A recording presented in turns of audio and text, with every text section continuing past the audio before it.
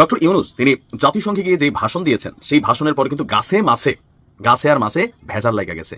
Already তার সরকারের পতন ঘটানোর হুঁশিয়ারি দেওয়া হয়েছে এনসিপির পক্ষ থেকে।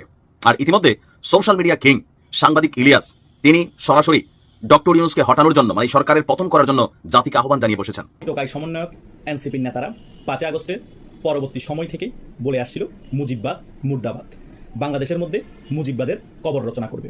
তারা মুজিববাদের কবর রচনা করতে গিয়ে, আওয়ামী লীগের কবর রচনা করতে গিয়ে ঘুমের মধ্যে বলেন আর জেগে জেগে বলেন তারা তাদের নিজেদেরই কবর রচনা করে ফেলেছে।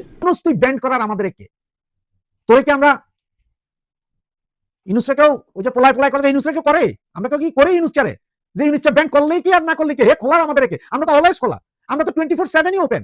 আওয়ামী লীগ তো ব্যান্ড করায় এই দুনিয়াতে কারো পক্ষে সম্ভব না। জানিয়ে দিব এইমাত্র পাওয়া ব্রেকিং নিউজ। এবার আগের থেকেও ভয়ঙ্কর রূপে ফিরে আসছে আওয়ামী লীগ, দ্রুতই দেশে আসবেন শেখ হাসিনা।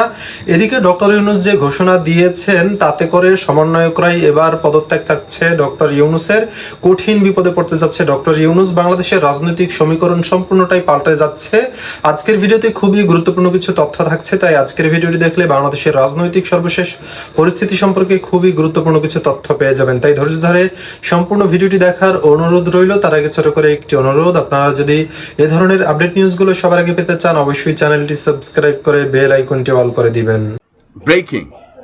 আচ্ছা, কেমন হবে যে ধরেন আগামী দিনের রাষ্ট্রপ্রধান বা সরকার প্রধান হিসাবে আমার দেশ পত্রিকার মাহমুদ ভাই মানে তিনি কেমন, অথবা পিনাকিরে কেমন লাগে, অথবা সাংবাদিক ইলিয়াস যদিও না, বাট পিনাকি অথবা মাহমুদ ভাই, কার মাঝখানে আলোচনা আসছিল যে নতুন একটা রাজনৈতিক দল গঠিত হবে আর সেই দলটার প্রধান হবে আমাদের পত্রিকার সম্পাদক মাহমুদ ভাই।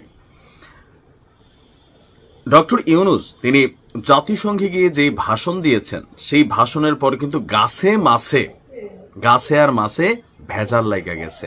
অলরেডি তার সরকারের পতন ঘটানোর হুঁশিয়ারি দেওয়া হয়েছে এনসিপির পক্ষ থেকে।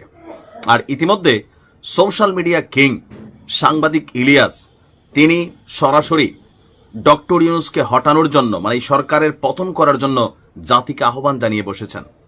এখনো ডক্টর ইউনুস বিদেশে আছে। অপরদিকে এনসিপির নেতা নাসিরউদ্দিন পাটোয়ারি কড়া ভাষায় সমালোচনা করে বলেছে যে ডক্টর ইউনুস হোক আর যেই হোক, এই সরকারের পতন হয়ে যাবে যদি তিনি তার বক্তব্য প্রত্যাহার না করেন। অপরদিকে পিনাকি ভট্টাচার্য থেকে শুরু করে সবাই ডক্টর ইউনুসের এই বক্তব্যকে কোট আনকোট অনেক ধরনের কিন্তু পদক্ষেপ নেওয়ার জন্য তারা ইতিমধ্যে মিডিয়া ক্যাম্পেইনিং শুরু করেছেন। কিন্তু বিষয়টা হচ্ছে আসলে চাইলেই কি এই মুহূর্তে ডক্টর ইউনুসকে হটানো যাবে? না, যাবে না। কেন যাবে না বলি, সাংবাদিক ইলিয়াস এবং পিনাকির বাংলাদেশে জিয়াফত খাওয়ার মতন একটা বড় অংশ তো ওনাদের আছেই, এর পাশাপাশি সাপোর্টিং শ্রেণীও আছে। কিন্তু একটা সরকার পতনের জন্য যেই মানে কি বলা হয় যে জনসমর্থন দরকার অথবা যে ভাইবটা তৈরি করতে দরকার সেটা কিন্তু নাই। সুতরাং এই মুহূর্তে তিনি ডাক দিলে, সাংবাদিক ইলিয়াস অথবা পিনাকিরা ডাক দিলে যে ডক্টর ইউনুসের পতন হবে, সেটা কিন্তু আমার মনে হয় না। আর এনসিপির ডাকেও এখন মানুষ রাস্তায় নামবে না, কারণ জামাত এনসিপি এখন একটা ডিভাইডেশনে আছে, বিএনপি টোটালি ডিভাইডেশনে আছে। এনসিপি গণ অধিকার পরিষদের দিকে ধাবিত হচ্ছিল, সেইখান থেকেও কালকে আবার নাসিরউদ্দিন পাটোয়ারি তিনি চাঞ্চল্যকর তথ্য দিয়েছেন যে গণ অধিকার পরিষদ এবং এনসিপি একত্রিত হবে না। তো আসলে তাদের সাথে আছে কারা? জাতীয় পার্টির সাথেই এনসিপি লড়াই করতে গিয়ে অনেকটা কষ্ট। আর যতটুকু সাপোর্টিং পাচ্ছে এনসিপি এই মুহূর্তে সেটা হচ্ছে ধরেন প্রশাসন থেকে। ডক্টর ইউনুস ক্ষমতা থেকে সরে যাওয়া মানে এনসিপির প্রশাসনিক পাওয়ার শেষ। পাশাপাশি এনসিপির দলীয় যারা নেতা আছেন, কেন্দ্রীয় নেতা, এদের সাথে সাংবাদিক ইলিয়াস পিনাকি অনেকে আছে, তারা এদেরকে পাত্তাই দেয় না। হান্নান মাসুদ যারা আছে তারা কিন্তু পিনাকি বা সাংবাদিক ইলিয়াসদের পাত্তা দেয় না।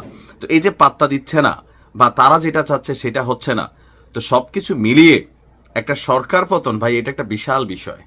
ডক্টর ইউনুসকে হটাইয়া নতুন কাউকে আনবেন, তো সেটা কে, পিনাকি নাকি না মাহমুদ ভাই? এই দুজনের একজনকে বাংলাদেশের মানুষ এই মুহূর্তে গ্রহণ করবে না ভাই। অনলাইনের একটা হিসাব আছে, কিন্তু বাংলাদেশের বাস্তবতা আলাদা। ওই সময় শেখ হাসিনা সরকারের পতন, ইট ওয়াজ এ ম্যাটিকুলাস ডিজাইন। এটা আমরা বুঝতে পারছি পরবর্তী সময় যে জামাত যথেষ্ট পরিশ্রম করেছে সরকার পরিবর্তনের জন্য। এটাও তাদের রাজনৈতিক অবস্থান থেকে তারা নাহিদকে নিয়ে বক্তব্য আছে, আসিফকে নিয়ে বক্তব্য আছে, তারপর সাদিক ক্যাম্পকে নিয়ে বক্তব্য আছে, বিভিন্ন ধরনের বক্তব্য কিন্তু আছে। তো সেগুলো থেকে আওয়ামী লীগ সরকারের উপর মানুষের বিরক্তি ছিল, সত্যি সত্যি ছিল। কারণ একটা লম্বা সময় একটা সিস্টেম ইমপ্লিমেন্ট হয়ে গেলে সেখানে অনেক কিছুই একটা সিস্টেমের বাহিরে চলে, এগুলো চলতেছিল।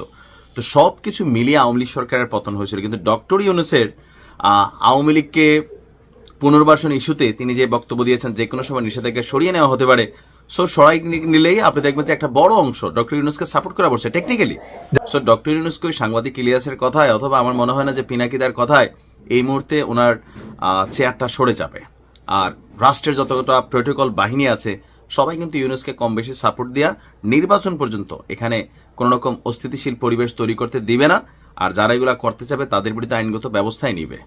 তবে ডক্টর ইউনূসের জন্য এই যে বক্তব্যটা এটা বুমেরাং হয়েছে, তিনি এখন হয়তো বুঝবেন না, বাট ক্ষমতা থেকে সরার পরে ওনার জন্য অনেক কিছু অপেক্ষা করছে, পারসেপশন বলছে। দেখতে পেলেন বিস্তারিত। এ সম্পর্কে আপনাদের মন্তব্য কমেন্টে লিখে পাঠাবেন। ভিডিও ভালো লাগলে চ্যানেলটি সাবস্ক্রাইব করতে ভুলবেন না। এবারের মতো এখানেই বিদায় নিচ্ছি, শীঘ্রই দেখা হবে নতুন কোনো ভিডিও নিয়ে। ততক্ষণ সকলে ভালো থাকুন, সুস্থ থাকুন। আসসালামু আলাইকুম ওয়া রাহমাতুল্লাহি ওয়া বারাকাতুহু।